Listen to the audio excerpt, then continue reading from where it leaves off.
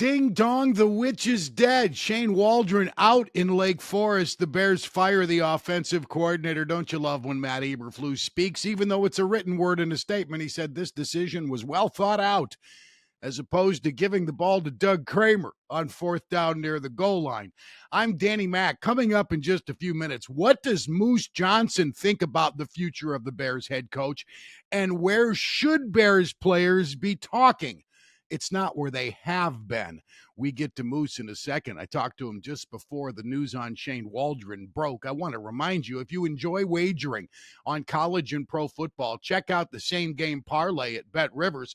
Pick two or more from within the same game, and you win. You can earn squares, and those squares are worth valuable treats for you. I'm talking about bonus bets, profit boosts, and jackpots up to $10,000. Play the same game parlay at Bet Rivers. You're now watching the Danny Mac Podcast on the Bet Rivers Network. It's on to week 11 for the Bears. The Packers are coming to town. Moose Johnston did a great job over the weekend calling the Bears and Patriots. And Moose, thanks for the time. How much coffee did you guys need to pump down in the fourth quarter to keep your eyes open, man? Yeah, it was a tough day for Chicago.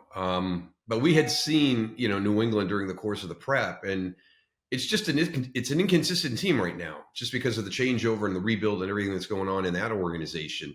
But there are times when they play really well, and so going into the game, just kind of reading the responses from the fan base in Chicago and a lot of the writers in Chicago that this should be an easy game. This should be an easy game, and when you're in the point of a season like Chicago is, there's no such thing as an easy game. So, you can see times when the Patriots play at a level that was going to be challenging for Chicago, and they were able to do that. So I've been through a 1-15 season. I've been through that whole process of trying to get to a championship level from a rebuild, and it takes a long time before you can not really look past an opponent, but feel as though you should have the upper hand on that opponent. And Chicago is nowhere near that right now.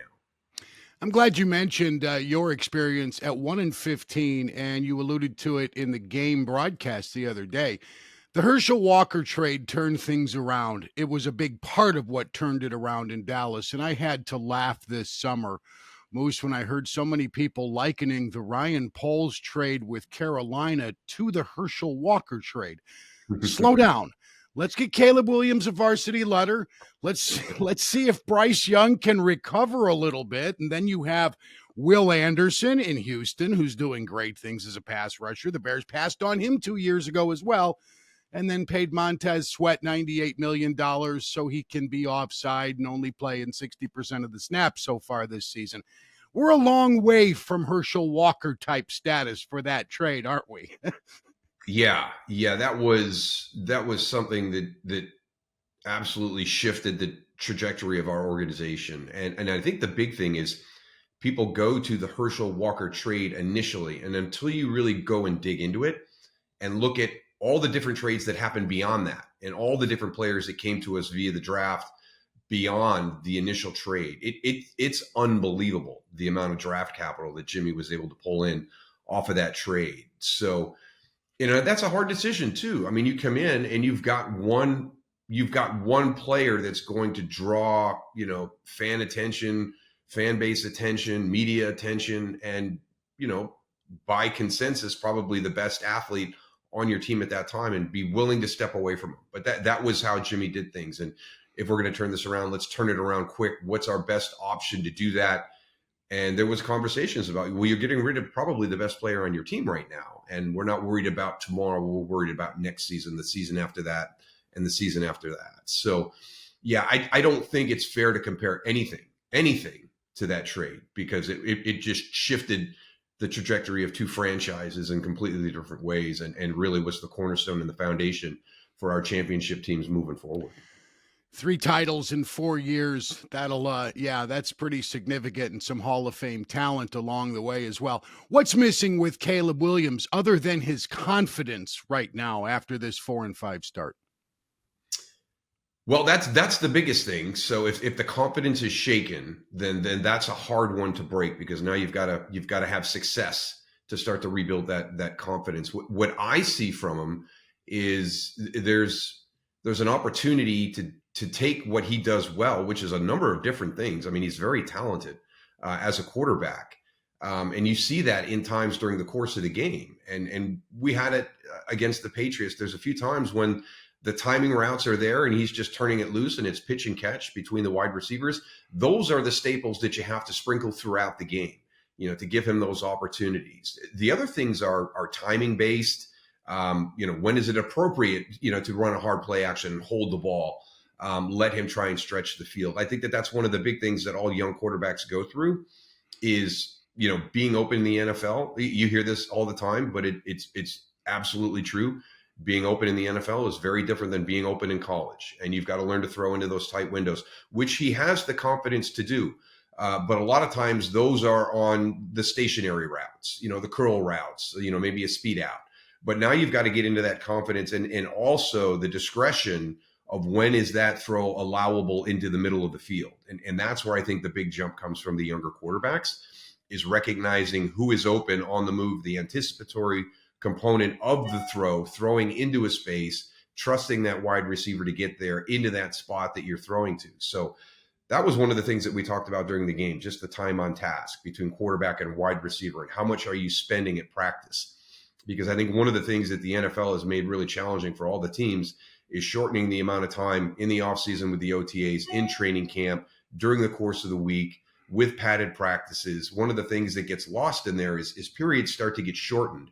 And if you're shortening your individual period and you're taking the time away from quarterback and wide receiver, that's not fair to the teams. And so that was one of the questions that we asked, both Matt Eberflus and Caleb Williams on the Chicago side, and then also Gerard Mayo and Drake May on the New England side. How much time is spent on air, not in one-on-ones and not in 7-on-7, but in that period between quarterback and wide receiver where you can have that discussion. Hey, why did you break that one a little bit early right there? That's when things start to really get special, is when you've got a structured offense that now has a little bit of flexibility built into it because the quarterback and the wide receiver are on the same page. And, I always go back to a time where, early in my broadcast career, I got to go see, an Indianapolis Colts practice getting ready for a Colts game and watching a period where it was really Peyton Manning. Now, this is years down the road for Caleb Williams, but this is just, when you get to that level, and if you can incorporate a little bit of that now as you're starting to go down this path with him. But Peyton controlled the period because there was going to be a change in coverage. And yeah, we're running that route this way, the last couple of weeks, but against this team this week, here's how I want it run. So you've got all those little subtle changes in the routes that give you the opportunity to be open. And you see it from Mahomes and Kelsey on a weekly basis. Those are things you can't coach. And it comes with time and repetition. And if we've put ourselves in a position where the NFL does not allow, because of time or restrictions that they placed on things, for quarterbacks and wide receivers to develop that chemistry, then we're going down the wrong path. Mm-hmm. Practice has been a big topic of discussion. Players have been noting problems with practices, and they talk about it. They've talked about it for 3 straight weeks. Eberflus has talked about it. I'm tired of listening to what they say, but as long as they're going to continue to talk, what needs to be said? What would you say right now, given their mess? Number one, it shouldn't be being talked about in a public forum. That if we're having these meetings between coaches and players, and we've got a leadership committee, that's where those conversations should be being had. You don't air your dirty laundry in public. And that was one of the big things that we had on our teams. We were not a perfect family. There is no perfect family. You're always going to have times where you butt heads and things are not going the way you wanted them to, and fingers start to be pointed, and you handle that within the house, and you don't take it outside the house. So I was happy to hear that there is an actual forum built into the structure of what the Bears organization has, where players have the opportunity to sit with the coaches from a leadership committee standpoint and tell them, here's what the guys are saying. Here's what we would like to do. Why did we do this last game? Why didn't we do this last week in our preparation? That's when those conversations are had, because you don't get anything done going outside the press, but continue to start to stack things on walls. And then nobody trusts each other. And once the trust is eroded within a team, it's really, really hard to recapture anything that you've built. So for me, the disappointing thing is to hear that the players are going outside. And it's even harder today because we have podcasts. We have opportunities for guys to get into a forum where this becomes public information. It's a lot easier to do today than it was when I played, because when I played, it was always coming, via one of the beat writers, one of the big outlets, one of your local TVs. And I think one of the big things is, and I know that this is something that all the teams do, because we did it back then. You go through a process of how to handle the media.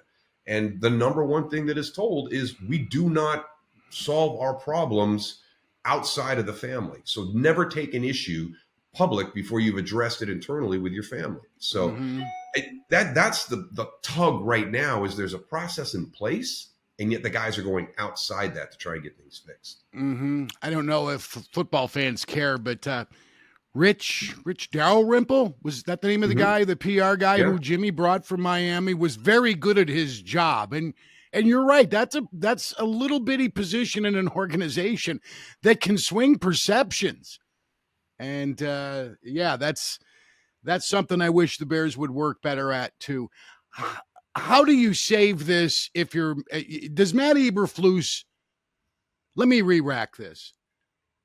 Does Matt Eberflus deserve another chance after this season? What would he have to do to get that next opportunity to continue, Moose? He has to show improvement from this point right now against a schedule that is much more challenging than what he's just come through. This has to be pointed in the right direction. The organization has to feel that we are moving forward. You can't have these little one-offs with guys, saying that they're unhappy with the coaching decisions or some of the things that we have as part of our game plan. Caleb Williams has to show growth down the second half of the season here. What I would like to see Matt Eberflus do is put more of the responsibility on the players executing. One of the things that he does, because he's a good man, is he takes everything and puts it on his shoulders, which is one of the things that coaches will do. But every once in a while, you have to challenge your own guys. And Antonio Pierce did this earlier in the season after they lost to Carolina. He said publicly, we had some guys making business decisions out there, which means we had guys that weren't playing to the standard that we've established here as a Raiders culture. And sometimes they need to hear that from the coach into the public. If you're going to take your stuff into the public and do it, I'm not saying it's a quid pro quo or a tit for a tat, but Jimmy did it with us on a number of occasions where you're not getting the message from me, so I'm going to take it out and I'm going to amplify it in the press.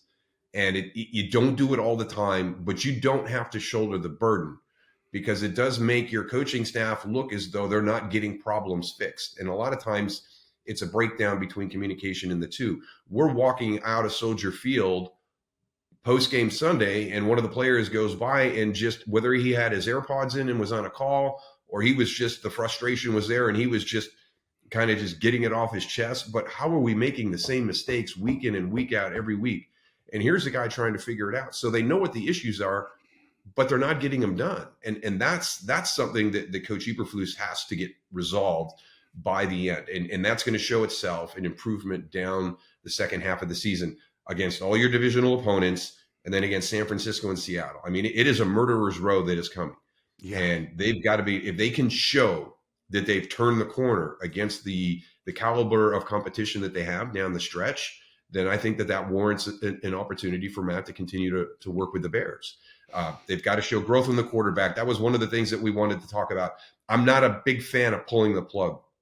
We see this, the win right now mentality is becoming prevalent in the NFL. Everybody wants to win immediately, and they pull the plug sometimes a little bit early when there's progress being made, but it's not being made as quick as they want it to happen. So there's a fine line from all these organizations in the NFL to make these decisions. And the ones that get stuck in neutral all the time are the ones that keep doing the same thing over and over and over again. It's the definition of insanity. And they wonder why they can't have success. But when you do it with John Fox and you go to Mitchell Trubisky and you have that, and then you come back and you do it with Matt Nagy and Justin Fields. And here we go. We're on the cusp of doing it again with Matt Eberflus and Caleb Williams. At some point, you've got to get this right. You've wasted years trying to get this thing figured out. I mean, for the Chicago Bears, it was one of the greatest stats. I mean, everybody had it, right? You know, every time you watched a broadcast of a Bears-Packers game, it was the number of starting quarterbacks for the Packers and the number of starting quarterbacks for the Bears. I mean, it's one of the classic graphics that we would put up on our broadcasts. And you get the same thing in Pittsburgh. Number of head coaches for the Pittsburgh Steelers, number of head coaches for this organization. You know, you commit to people and you allow them to create that culture. So it's a very fine line, but I think in today's NFL, we've really, really lost patience, you know, in allowing coaches to build it, because it is not easy. It is not easy. And as the market cap goes up and we start adding a handful of guys, you know, based on their salary structures that really stress the cap, we're losing the middle of our rosters in the NFL. So we've got the guys that we have to win championships, and then we're trying to piecemeal everything together with these young guys that are on rookie contracts.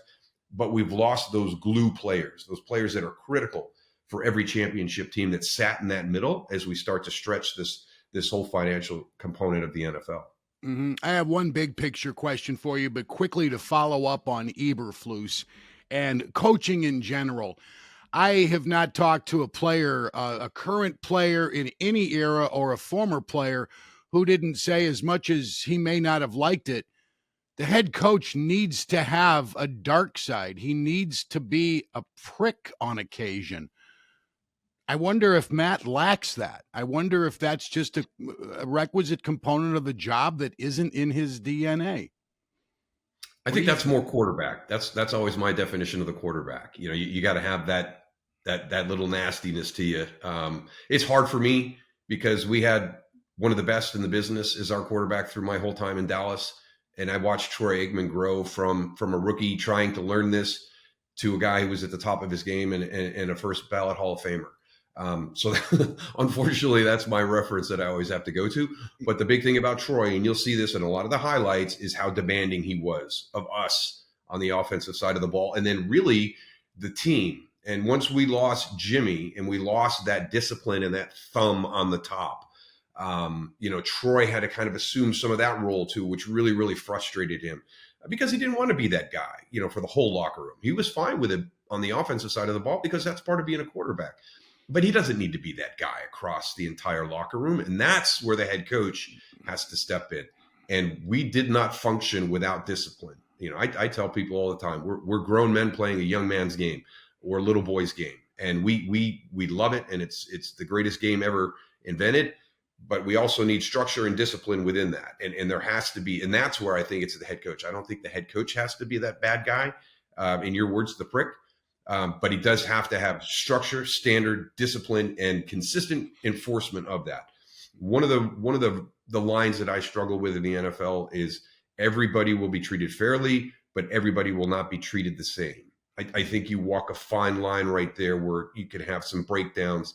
And yeah, we understand who's important and we understand, but the core values and the core rules of the team have to be enforced, you know, across the board is similarly as you possibly can.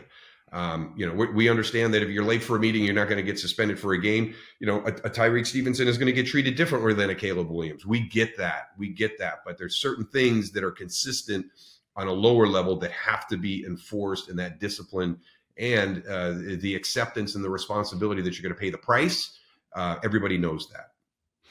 Friend of mine who favors baseball to the shield called me after the World Series to chirp about how good the ratings were for the World Series. And he said, your game's coming down, Danny boy. And I said, well, you got a long way to go to catch the NFL. And he called yesterday, Moose, to remind me that the Bears remain a problem, that both major market teams in New York are in free fall. The Cowboys are a mess. He said, it's going to happen. Your league is not going to stay king forever. What do you think? Is the NFL indestructible from a marketing and fan interest standpoint? I think it's like every institution that gets to that level, it's only going to collapse from within. And there are some things that I think they really need to focus on. I get the whole drive to create parity. I prefer dynasties. I think teams built by organizations because you have a personnel department that's excellent at what they do, and you give them the opportunity to build a team that's far superior to anybody else's. That's a great thing. Okay, let's add a little bit of free agency into that mix and give players the opportunity to increase their salaries. The excitement of having a team being able to go from a division in last place to a division champion the following year is something that happens in that kind of environment. But as we start to create this parity, so we don't have a handful of teams at the top that are dominating, which you try to build this system. And look, we've got Kansas City and San Francisco and Buffalo up at the top every single year.